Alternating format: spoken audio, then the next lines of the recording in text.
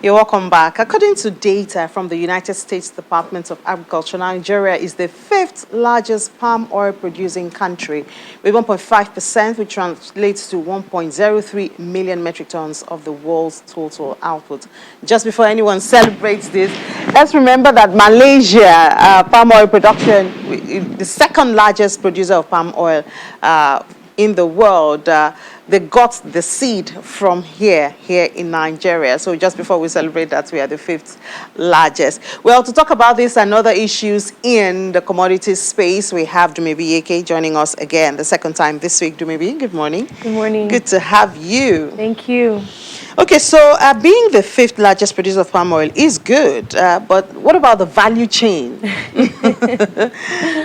Well, that's not, we shouldn't be celebrating that because, we fed Malaysia, and now Malaysia is the second largest in the world. Yeah, so currently, Malaysia and Indonesia account for about 80% of global output of palm oil.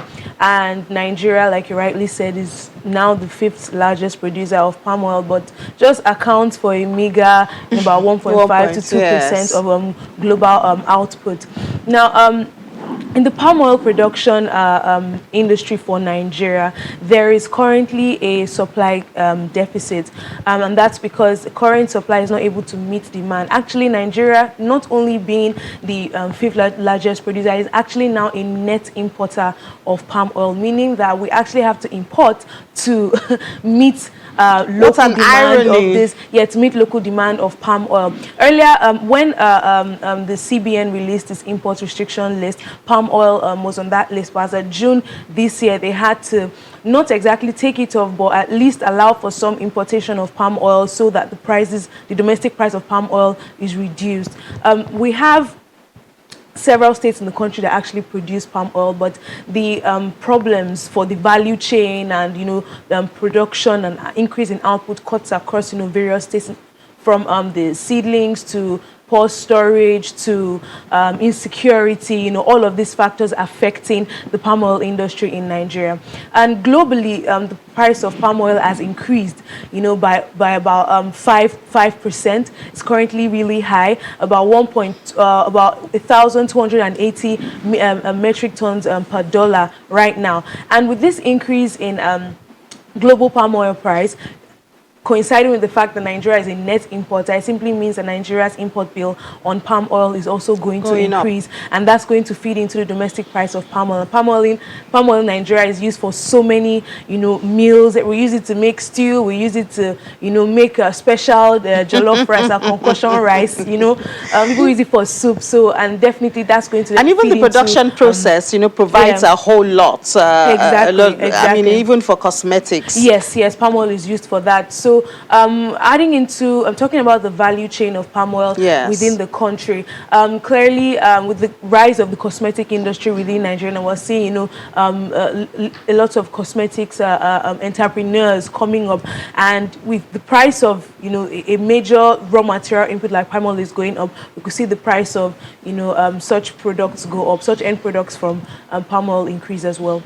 Sometimes as a Nigerian, you just wish that maybe there should be a focus on, let's look at palm oil, for instance, and let's follow up the value chain, and let's right all the wrongs in the process, and let's maximize this potential. Yes, but we can say that, but when we look at it economically, right, in theory, you can say, okay, handle this, handle that, but running an economy involves you having to do a lot of things simultaneously.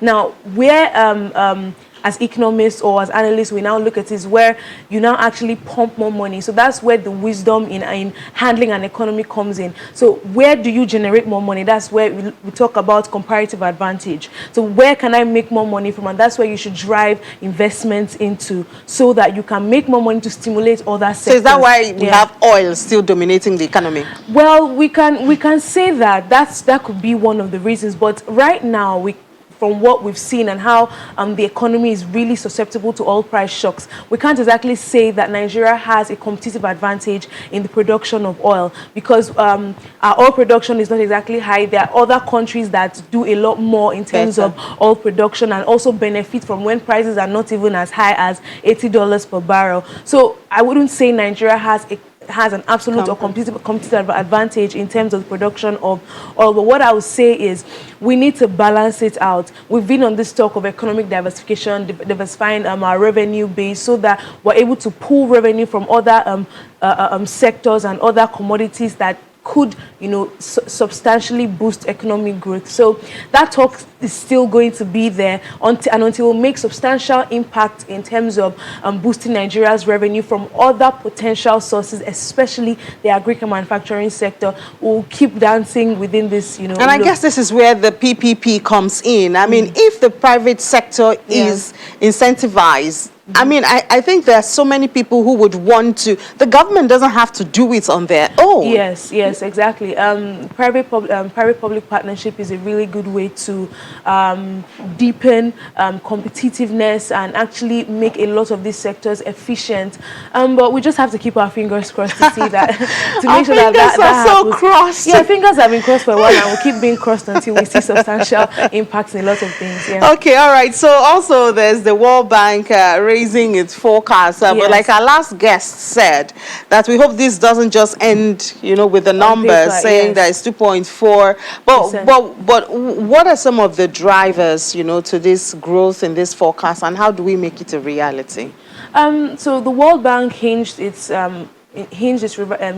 revision on the fact that they're still accelerating growth in Nigeria's service sector. We've seen the trade sector improve. We're seeing many other sectors, improve. From the last GDP report, we're seeing that the economy, both on a nominal and real basis, is actually improving. Even though we could, by the time we discount for like the base effect, would see that okay, there's still a lot more work to be done.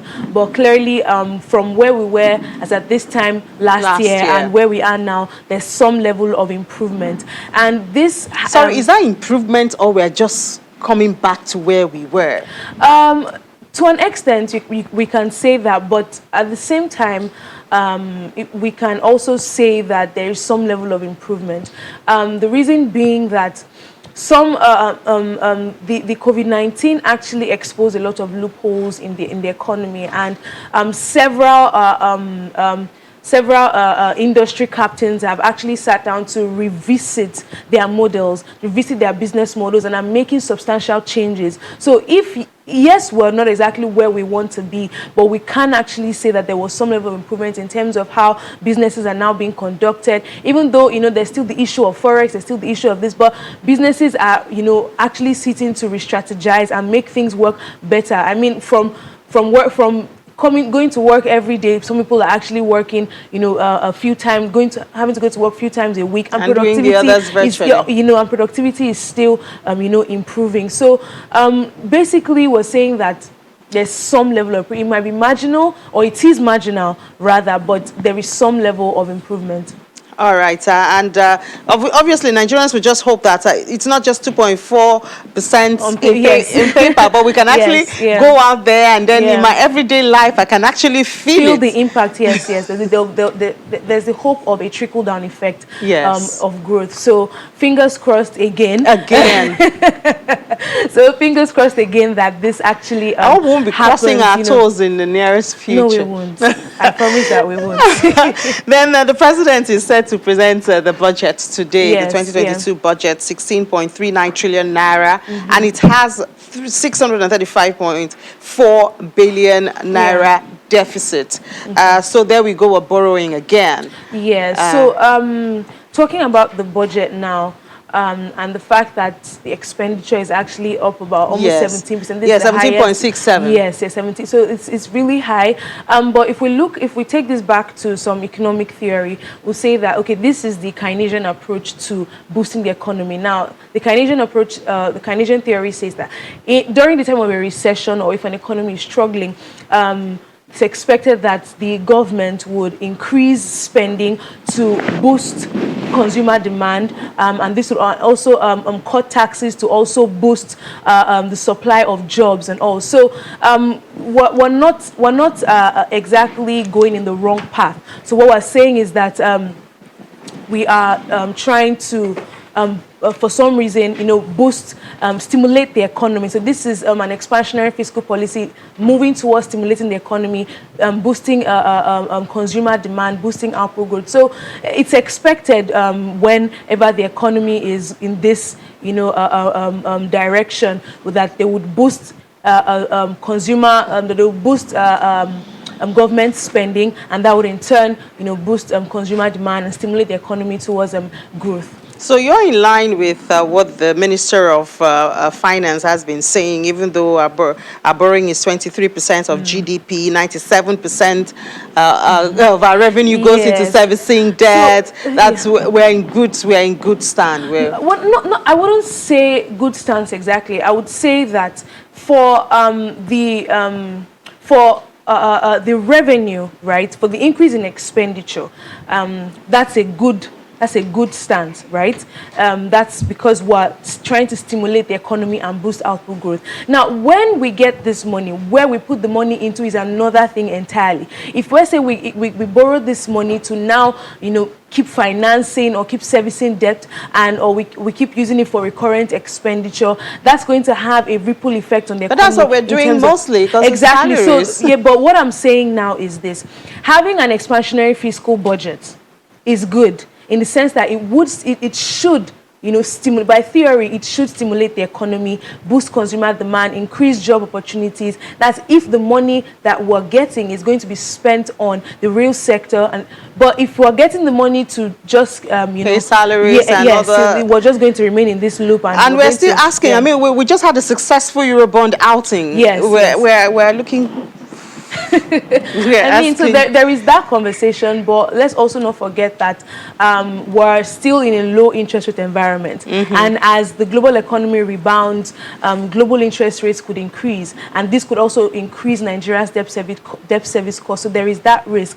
So, but the truth of the matter still remains that if we're able to get these monies and then pump these monies into the real sector to boost, economic growth and output, we would see, substantial increase in the economy. All right, Dumebi, thank you so much for your time this morning. So and we'll keep our fingers crossed again and hope that very soon we can uncross them. Yes.